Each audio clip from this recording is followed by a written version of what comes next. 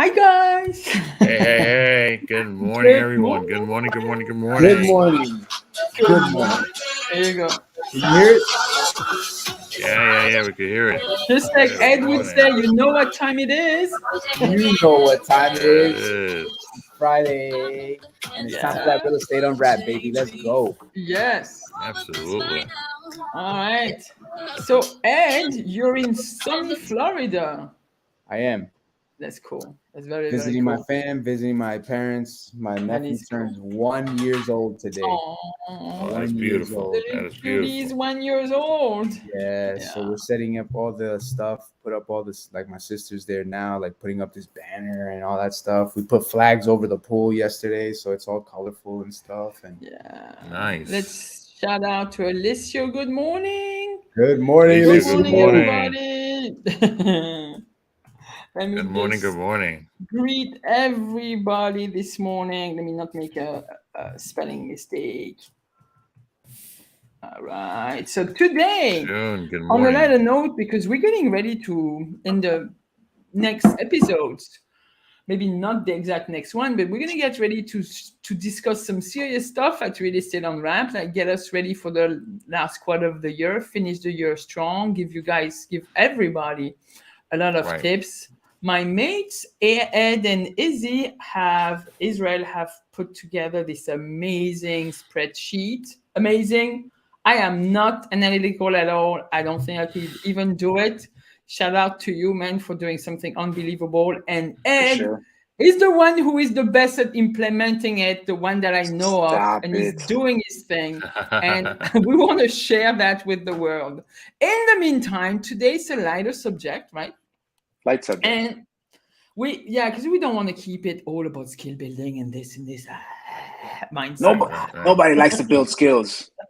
No, but we have to, right? So today we want to go over some stats because some of other people, I like stats. I don't like to put them together. I like to read them because I find I'm an information junkie, and I like those little stats because it gives you a little bit overview of what's going on. And today we're gonna do the real estate stats, right? Good We're gonna morning, Nice. Shun. we're gonna All bring right, you the deets. Bring you the the deets. details. So I think you've probably seen the announcement on we've done a little better with social media this time. We're gonna try to really get on it. I wish I had more time. But whatever. My little corny little flyers. You guys need to help me It with wasn't that. corny. It I'm wasn't I'm corny. It was looking at good. them. They're like, what the I That's saw heck? it. fine. I saw it this morning. I woke up. I saw I got an alert notification. Saw the flyer. I shared it and I put some music on it, and that was it. Oh, so There you cute. go. There you go. Yeah. So let's talk about Absolutely. some super. To me, some of those statistics were shocking, and you need to know. We need to give a perspective of what's going on this year versus last year, because guys, the party's over. All right, it's not bad. It's really not bad, but it's like back to a normalized No, listen. market. It's better. The party is not over, my ladies and gentlemen. No, The it's not party over. has just begun. Okay, No, the party has let's just begun. put in context to everybody out there, the whole world. Real estate ownership is still the best hedge against inflation. Of You see course. how the stock market Always. is went to the crapper lately.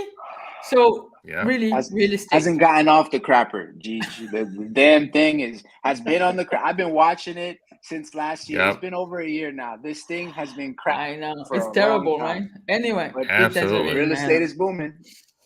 hmm And real estate is a sure thing, always, always, always. So that brings us to our real estate market statistics. Oh boy. Uh, So we're gonna kick this off. Gigi, you're sharing this. You're sharing I the am slides, sharing. right? Do All right. you So I'll just want? no. You can Sure. share them. You're good. Just let me know when you go to the next slide because I'm just looking at them on my back end.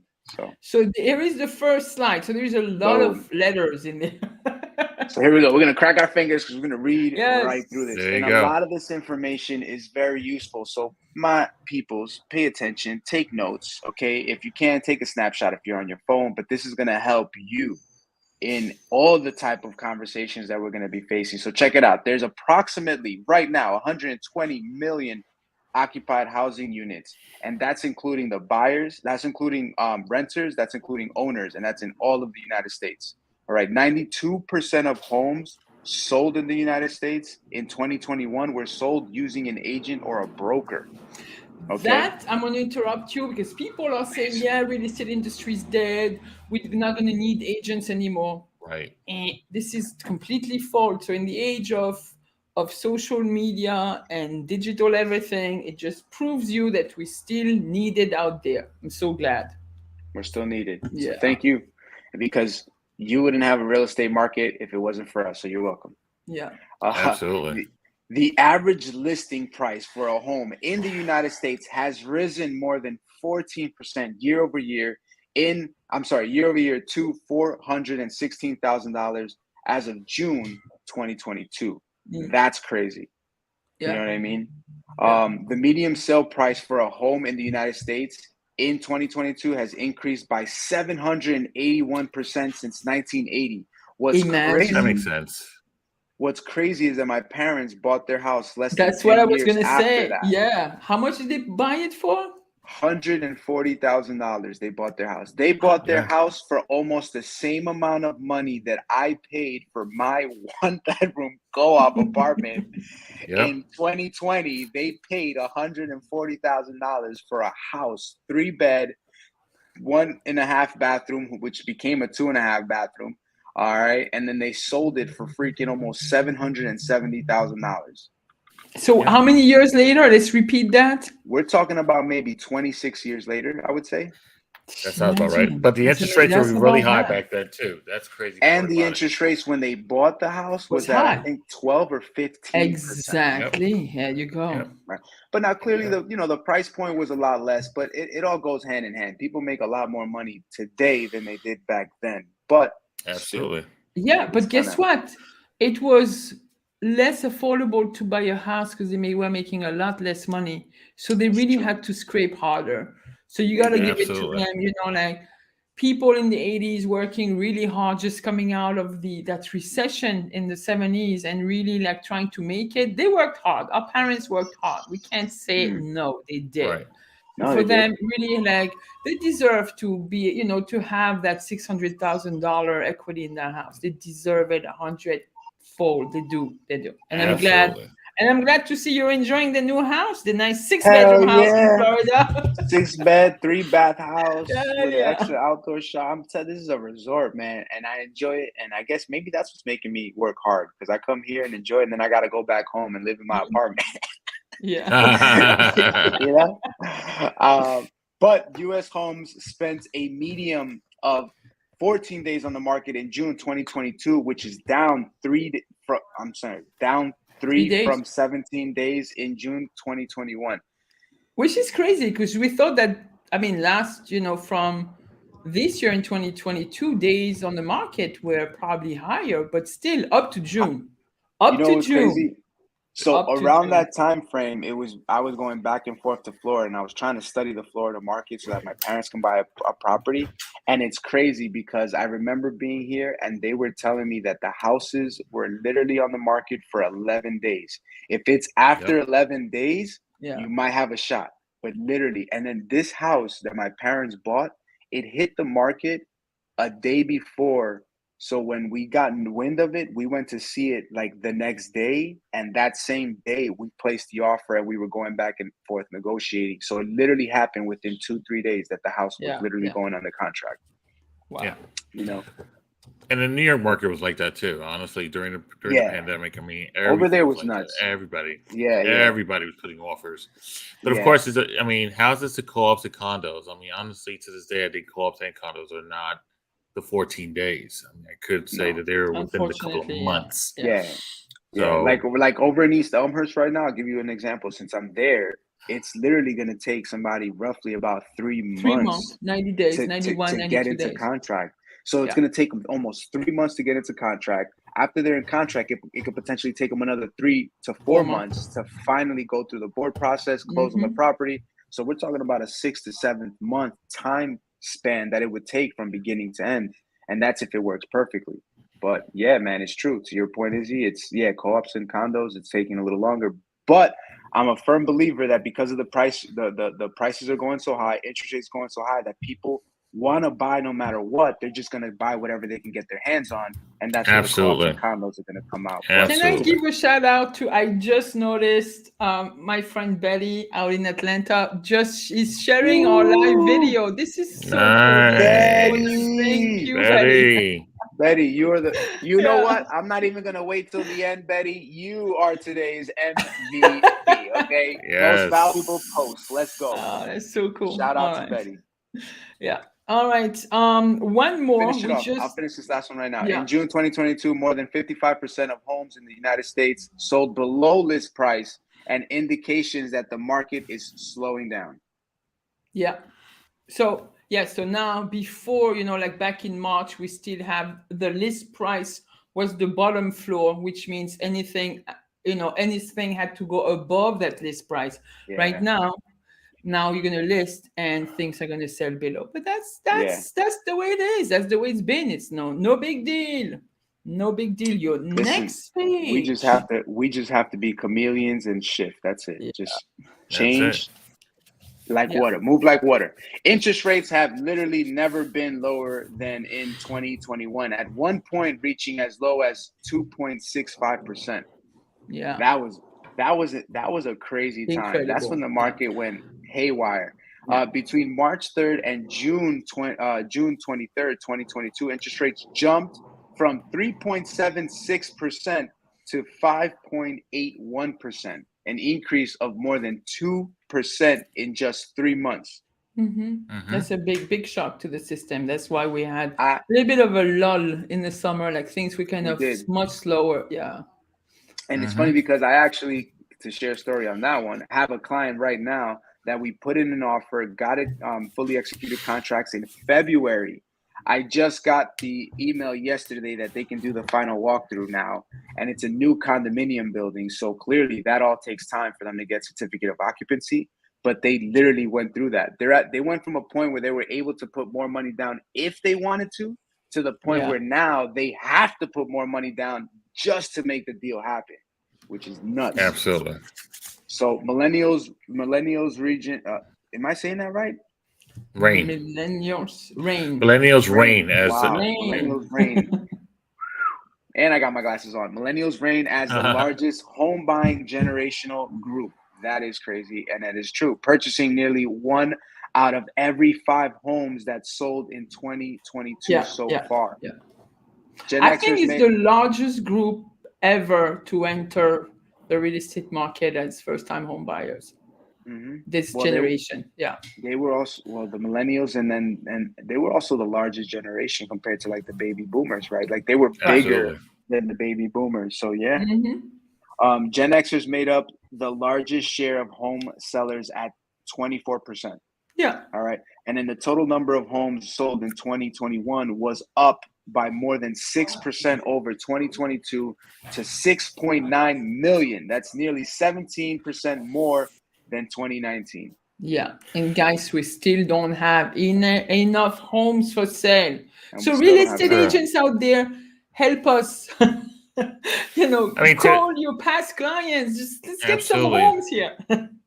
All right. Absolutely, and especially those homes that have actually been in the market. Well, not in the market, but they've been in their homes for over 10, 15 years. Those are maybe your baby boomers and millennials as well. Yeah, that they're ready to move. I think this is why the Gen X make up for what they make up, because honestly, in our market, we're always at that 5 to 7 years that they're going to be moving out anyways. They get tired and they want to get bigger and better. But the baby boomers are the ones that love to stay home. They want to be home. They want to stay there. They want to, they have that idea that they want to be in their home for 30, 40 years. But once retirement comes around, my generation, I think we're okay. Just like Ed's parents were okay with. I don't know. Ed, your parents are probably the end of the baby boomers. They're probably a little bit older than me, but they still have that time, that mentality where they don't have to stay in their first home forever. They don't have to stay there 40 years. I think with them moving now, they're actually saying, well, we're like, I hear the saying of, we're gonna enjoy this as long as we can, and then it will probably just like downsize, in the future. They're So looking for lifestyle first and foremost. Right. That's it. Right. They worked hard. Listen, they worked hard for that money. I've seen them break their backs. I've seen my mom run 2 jobs for like over 3, 4, 5 years, and she was working 7 days. So this right here, well deserved. They deserved it. Absolutely. Now let's move to something more focused on home selling statistics, and then we'll go into home buying statistics. Those are pretty important. I mean, interesting figures to me. So this one is, and I think I can also almost on the first quote here, the amount of equity in mortgaged real estate, like in all homes with a mortgage, increased by more than 3.2 trillion in Q4 of 2021. This is $3.2 trillion, sometimes the economy of some countries, right? It's an annual increase of 29, so year over year from last year of 29.3%. And I can tell you, like running a lot of those monthly market reports, American homes with mortgages, or all American homes with mortgages on an average have close to $200,000 in equity. There's a lot of things you can do with that equity. Anyway, more than 6.1 million existing homes sold in 2021, the most since 2006. And as of June 22, existing home sales are down 14.2% year to year, a sign that the market is stabilizing. The home sales are down, okay? And this was June, July, August. We're seeing this.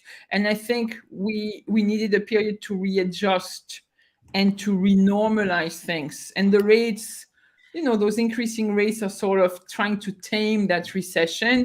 And we're going to have better days. I think the next quarter rates are going to go down, be more normalized, and it's going to open up the market. I'm really hopeful of that. Yeah.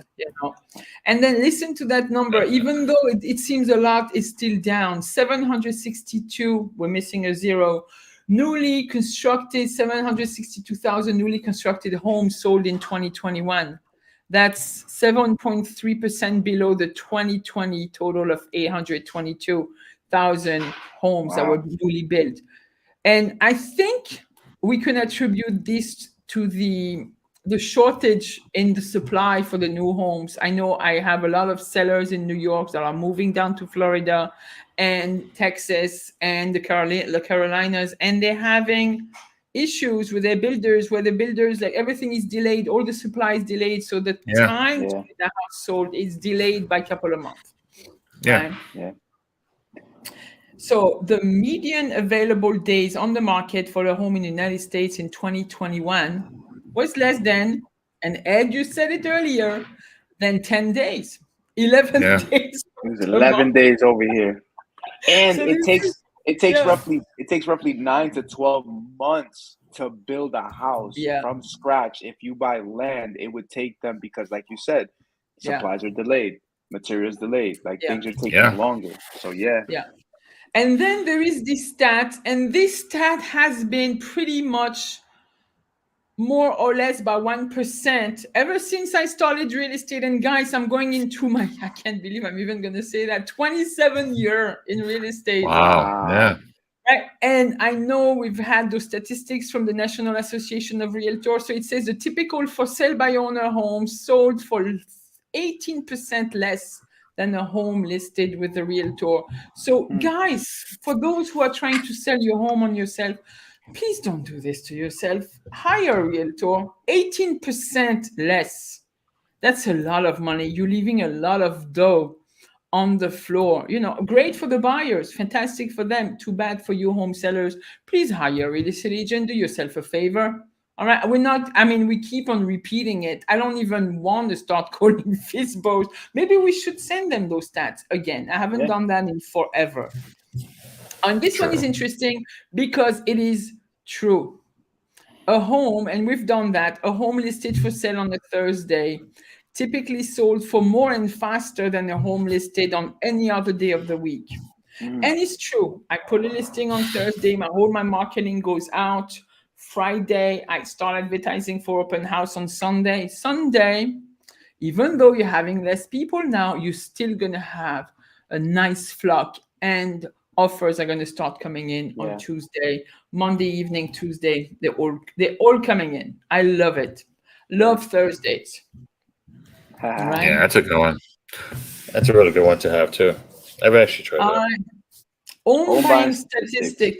I think this is like a big section. We're gonna have to divide that.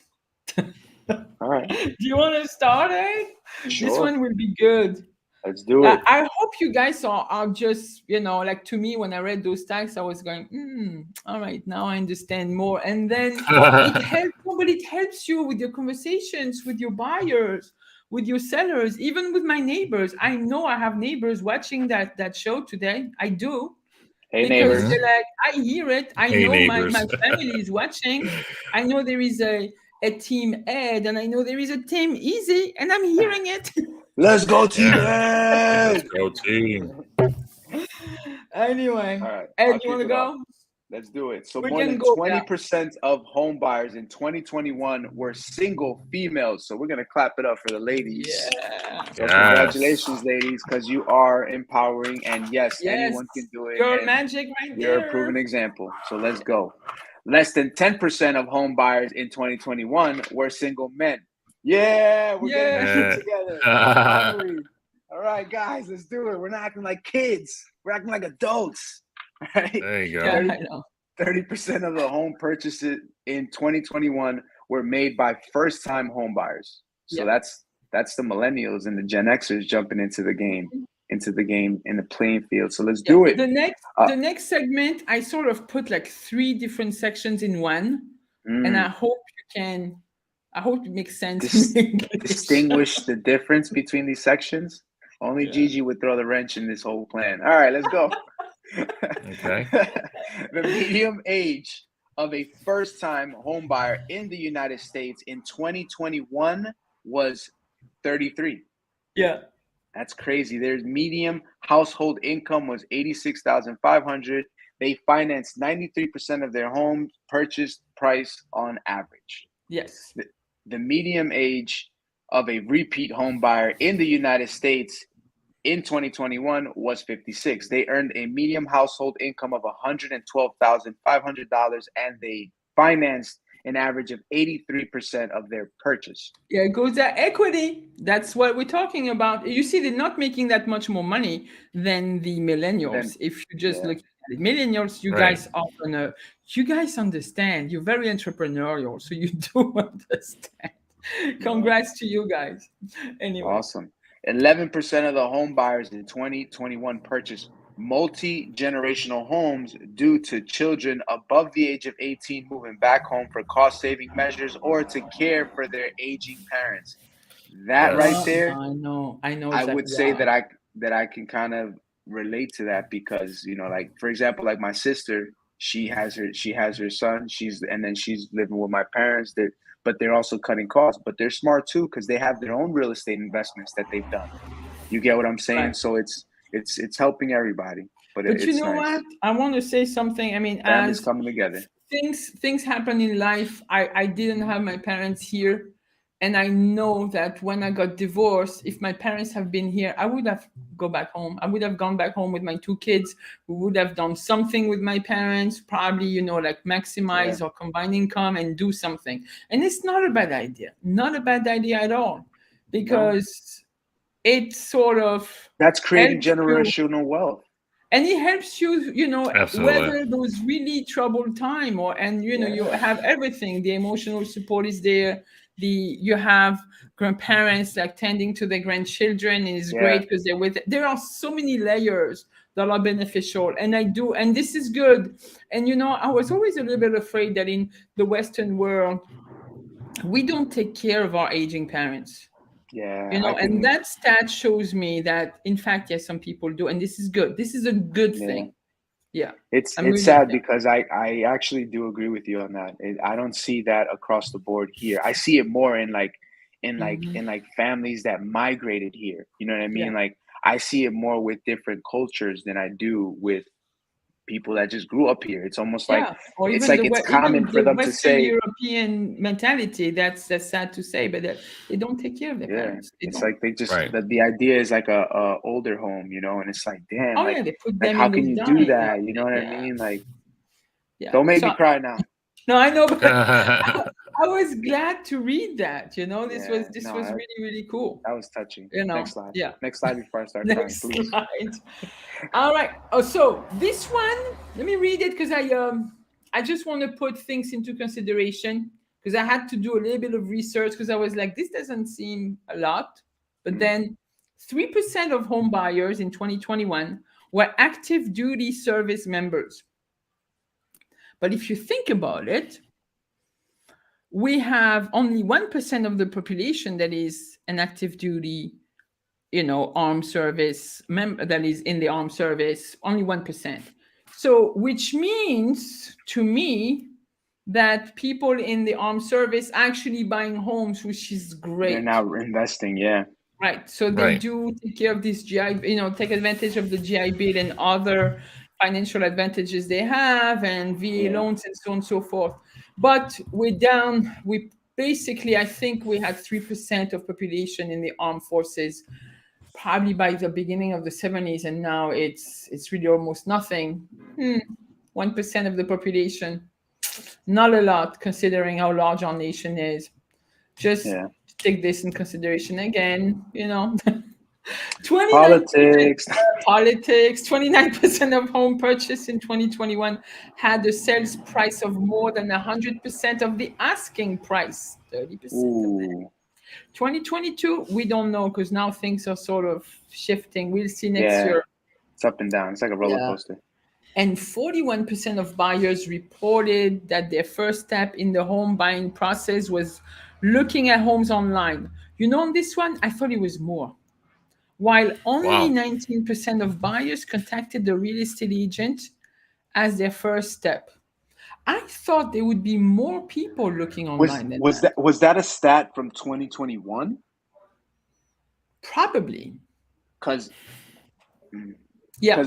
I would presume that because of the whole pandemic shift, people were forced to go online, that starting 2020, 2021, 2022, it was like I would think 80% of the people would be looking at stuff first. Maybe the stat is maybe it's 2019. I know.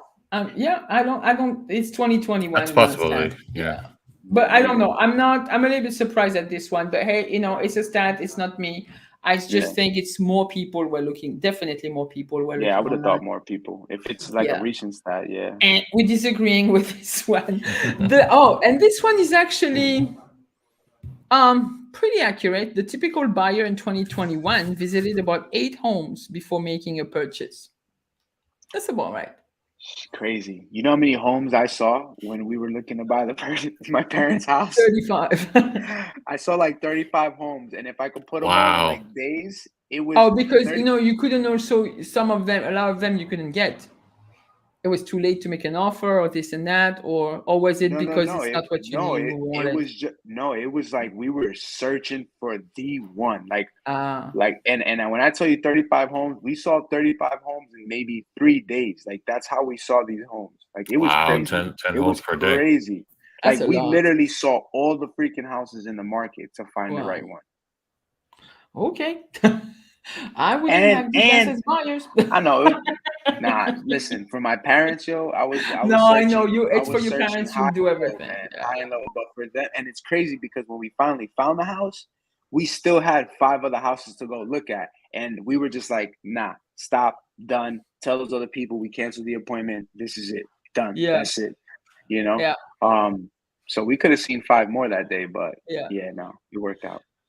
Wow. The next thing is 60% of realtors report that in 2021, lack of inventory was the most important factor limiting potential clients from making a purchase, overtaking 2020's finding the right property in the right price range. Yeah.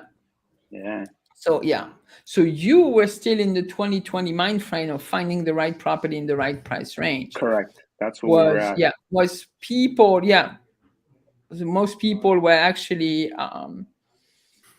having trouble just finding stuff because things were flying off the shelves and there wasn't enough. Yeah. Anyway, there's still a lot of people like that. Yeah. Nearly 60% of home buyers under the age of 29, and that's an interesting one. Those are still millennials, right? At 29. Yeah. So nearly 60% of those younger home buyers. Is it millennials? Yes. Yeah.